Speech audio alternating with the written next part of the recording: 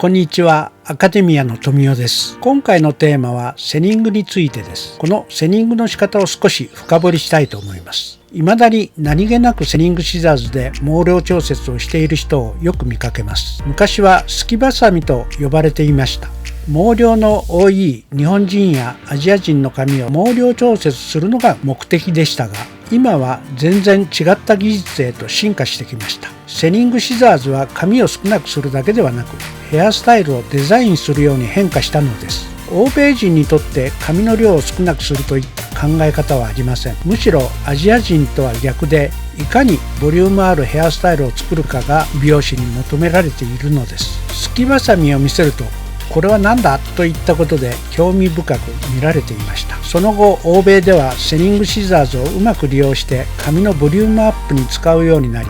日本でも多くの美容師が毛束を自由に動かし、流れるヘアスタイルに見えるように変化していったのです。では、セニングシザーズによってどのようなテクニックの使い分けが行われてきたのでしょうか。もう一度確認しましょう。まず、カットの基本で説明したように、髪の量を減らすだけの技術から、カットの基本テクニックを応用してセニングを使うようになってきました。まずセニングの使い方によってこのようなネーミングで呼ばれるようになりました。まずはその呼び名をご覧ください。どうぞ。グラデーションは毛束に対してグラデーションの角度に入れます。セニングレイヤーはハサミを毛束に対してレイヤーの角度に入れます。セニングスライドはハサミをスライドさせながら入れます。セニングウィービングはハサミをややスライドさせ毛束を間引くように入れます。セニングルーツはハサミを毛束の根元近くに入れます。セニングエンズはハサミを毛先に入れます。はい、セニングの使い方によりこのようにネーミングされました。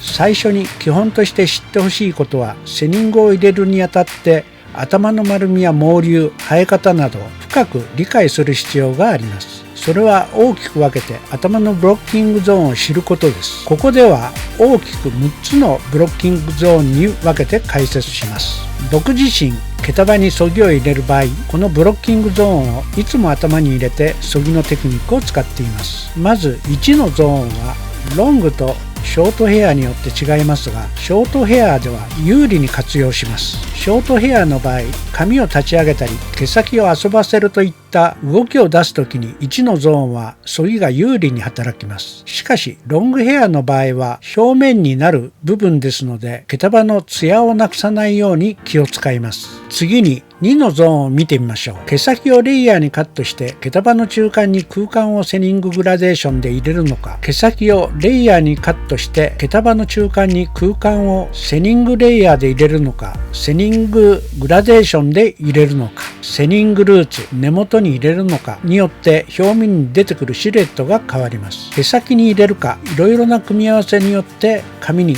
動きをつけます。ブロッキングゾーン3の両サイドの引き上げたり自然に落ちた時に立体的な動きが出せるようにそぎを工夫します。3と2と4の部分、それは多くの女性がデスクワークや挨拶など頭を下げる日常の仕草の中で髪が前後に分かれる分岐点になる場所です。その場所はサイド面の耳を中心にした前頭部と後頭部、襟足側です。3の部分、両サイドは内側に髪がないので髪が自由に動き、多くの女性は耳にかける仕草が物語っているように髪を固定します。4のゾーンですが、髪の密集度が多く上の髪が覆いかぶさる部分でもあります。ですからそぎの入れ方も工夫が必要です。2と4のバック部分は女性に限らずメンズでも密度が多い部分です。メンズの場合、他の場所は髪が薄くなり、人によっては剥げても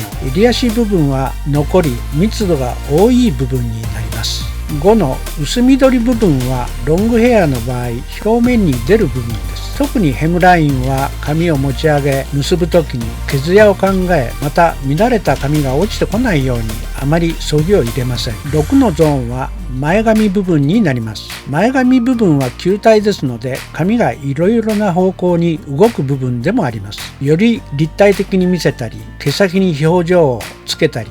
お客様が一番気になるところでもあります。ではもう少し深掘りしてみましょう。ロングヘアとショートヘアによっても違いますが、次に大切なこととしてブロッキングゾーンでそぎでの注意点です。まず3つのポイント。1、ブロッキングゾーンを常に意識する。2、髪の長さと厚み、引力を使い分ける。3、髪の摩擦と密度は髪の動きに影響を与えるです。まずそぎの技術を使う前に考えて見つめてほしいことがあります。それはその人の持っている髪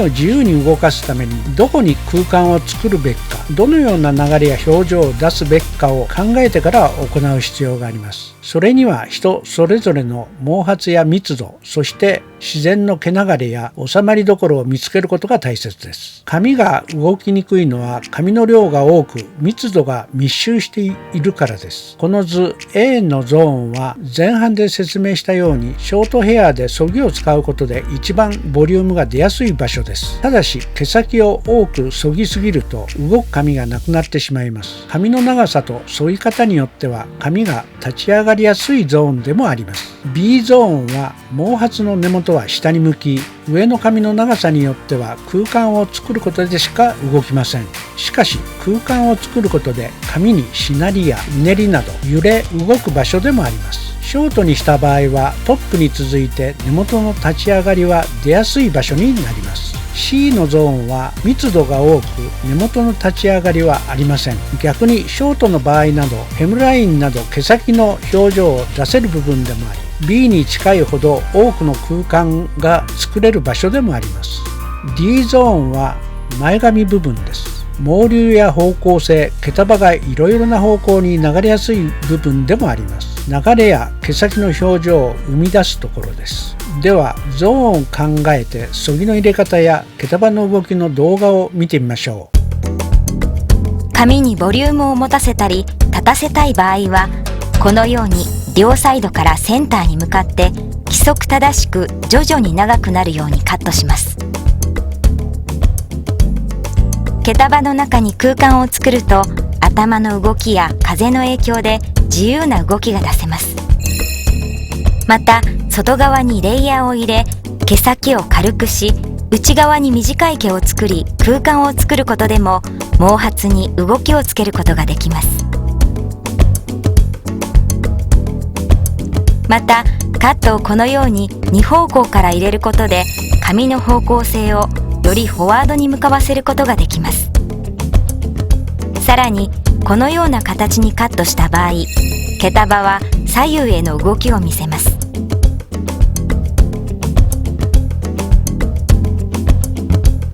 また空間を作りカットラインを図のようにした場合、左方向に動きやすくなります。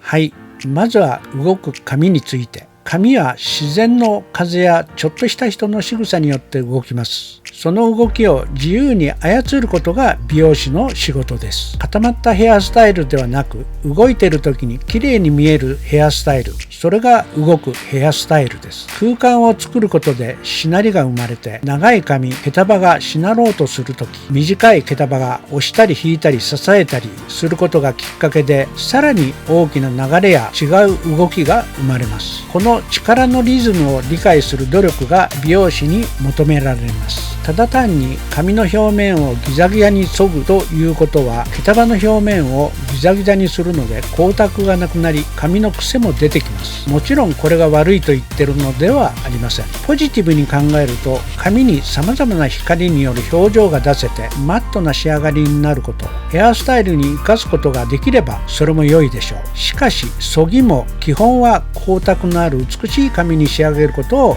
求めるべきです。カット方法と同じようにセニングシザーズを入れるとデザインが作れることは分かりました。ヘアカットの仕方、基礎1動画で紹介していますが、抜粋して見ていただきました。まずそぎの入れ方ですが、基本はいろいろな組み合わせができます。しかしトップ近くや2のゾーンでは髪のツヤを考えて、このように部分的に間引くことで髪のツヤが保たれます。4のゾーンは髪の密度によってルーツセニング、毛束の根元近くに入れてやり、中間そして毛先近くはグラデーションならそのような角度で、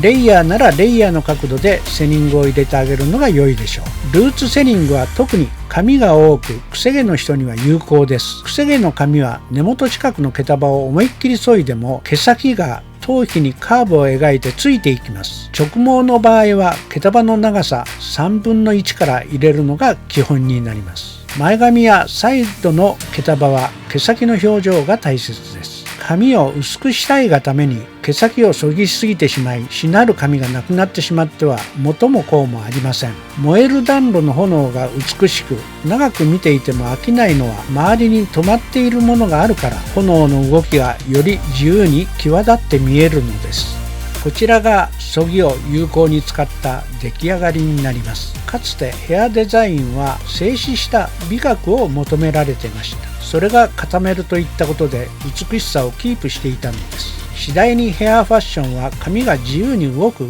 美しさを求め始めました。しかし髪を動かす技術は止まっている髪があるからこそ、動く髪がより引き立つことを知ってほしいのです。動かないところを作りながら遊びで空間を作ることで立体的な動きが出てきます。相反する動きを強調し合うとより大きな動きが生まれます。髪の動きや風や空気感を感じるだけではなく、その人の心まで美容師は表現できるのです。どのような動きがこのヘアスタイルに欲しいのかによってそぎの技術を使い分けます。毛束と毛束に空間を作ることは、毛束がなじまないこと、違う形状の毛束が絡み合いぶつかり合って空間ができることです。はい、以上になります。今回はヘアスタイル作りのそぎについて深掘りしてみました。この動画は英語、中国語、韓国語で見ることができます。概要欄に過去動画も記載してありますので、よろしかったらご覧ください。それでは皆さんご視聴ありがとうございます。